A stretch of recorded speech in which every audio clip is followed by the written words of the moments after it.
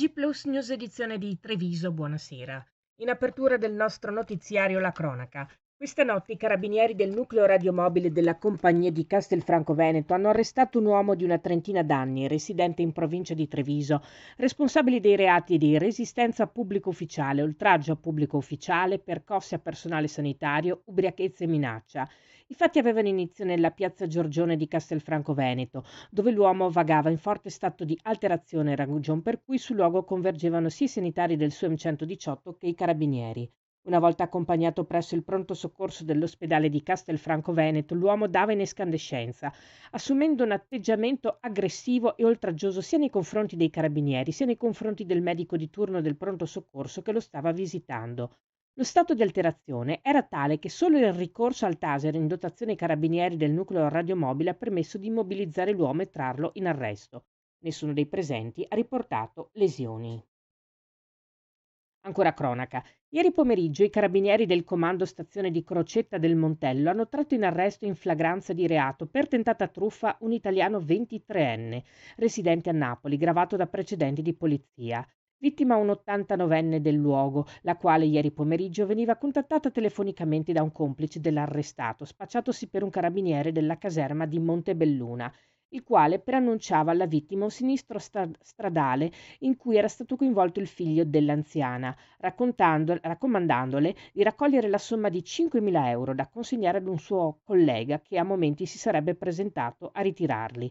L'anziana donna non cadeva nel tranello e mentre era al telefono con il truffatore si recava presso l'abitazione della nipote, al piano di sopra, a cui chiedeva di chiamare il 112. I carabinieri si sono prontamente recati presso la casa della vittima, arrestando il giovane, il quale, portato nelle camere di sicurezza del comando stazione carabinieri di Montebelluna, nell'udienza per direttissima fissata questa mattina, ha patteggiato la condanna per 8 mesi di carcere, pena sospesa.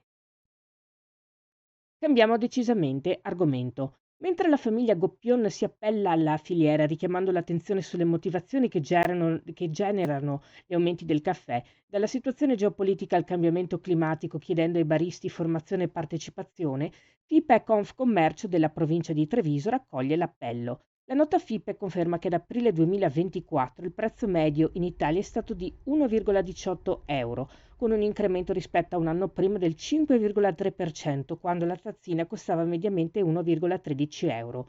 L'ultima rilevazione registra il prezzo medio di 1,24 per Treviso. Raccolgo con interesse, afferma Dania Sartorato di FIPE Confcommercio, l'appello della famiglia Goppion. Anzi, spero di organizzare presto un incontro con il gruppo provinciale di FIPE.